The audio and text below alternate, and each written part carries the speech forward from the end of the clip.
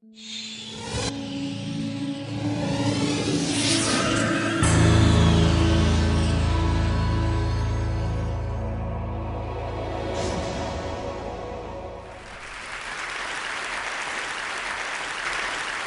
would like to tell you all that you are all actually cyborgs, but not the cyborgs that you think. You're not RoboCop and you're not Terminator, but you're cyborgs every time you look at a computer screen or use one of your cell phone devices. So what's a good definition for cyborg? Well, a traditional definition is an organism to which exogenous components have been added for the purpose of adapting to new environments. That came from a 1960 paper on space travel, because if you think about it, space is pretty awkward. People aren't supposed to be there, but humans are curious and they like to add things to their bodies so that they can go to the Alps one day and then become a fish in the sea the next. So let's look at the concept of traditional anthropology. Somebody goes to another country, says how fascinating these people are, how interesting their tools are, how curious their culture is, and then they write a paper and maybe a few other anthropologists read it and we think it's very exotic. Well, what's happening is that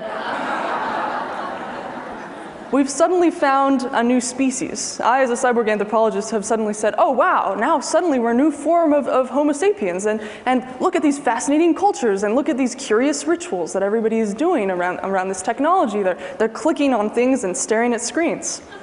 Now, there's a reason why I study this versus traditional anthropology, and the reason is that tool use, in the beginning, for thousands and thousands of years, everything has been a physical modification of self. It has helped us to extend our physical selves, go faster, hit things harder, and there's been a limit on that. But now what we're looking at is not an extension of the physical self, but an extension of the mental self.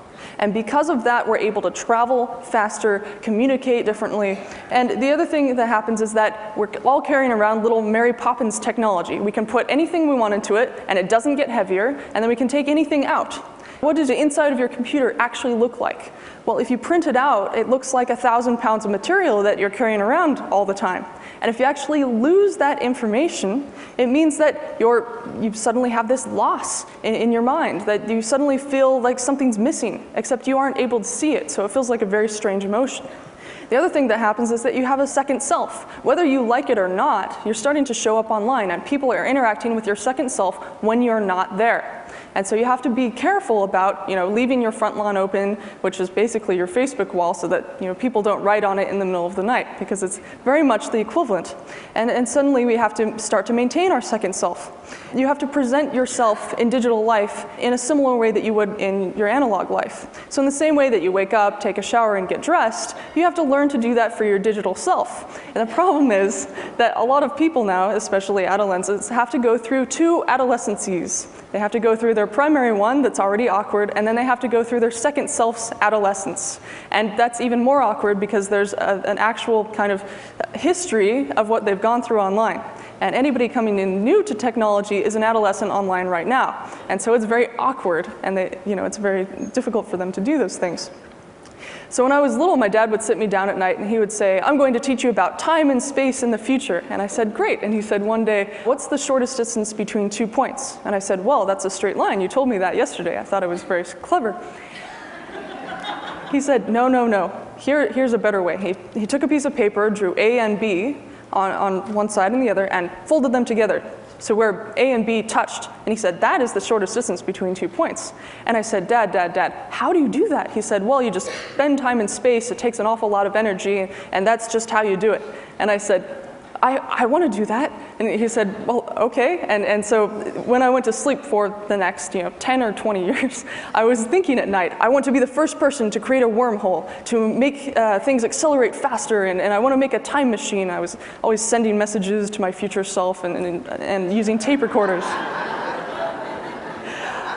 But then what I realized when I went to college is that technology doesn't just get adopted because it works. It gets adopted because people use it, and it's made for humans. So I started studying anthropology.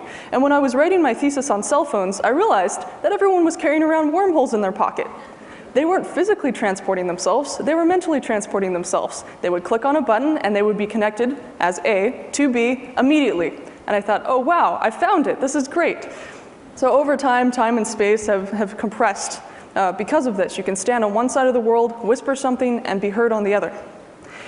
One of the other ideas that comes around is that you have a different type of time on every single device that you use. Every single browser tab gives you a different type of time. And because of that, you start to dig around for your external memories. Where did you leave them? So now we're all these paleontologists that are digging for things that we've lost on our external brains that we're carrying around in our pockets. And that incites a sort of panic architecture. Oh no, where's this thing? It's coming in. We're all I Love Lucy on a great assembly line of information, and we can't keep up.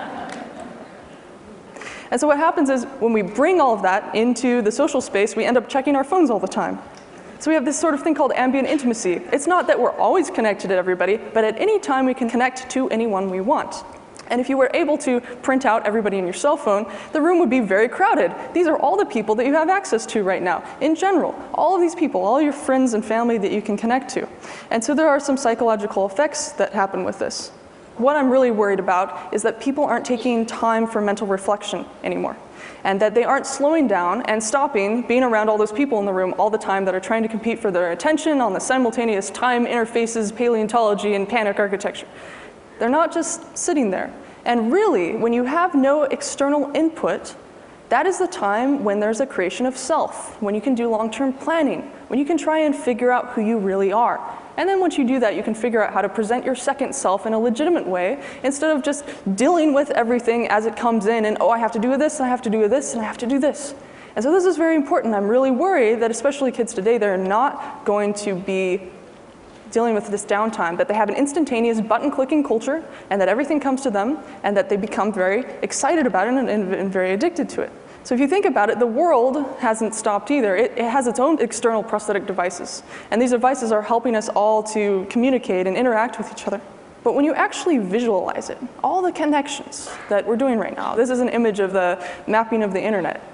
It doesn't look technological. It actually looks very organic. This is the first time in the entire history of humanity that we've connected in this way.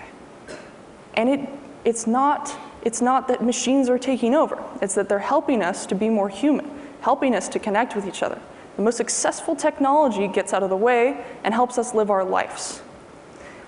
And really, it ends up being more human than technology because we're co-creating each other all the time.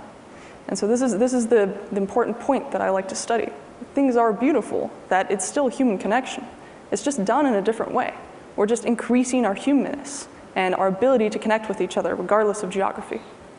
So that's why I study cyborg anthropology. Thank you.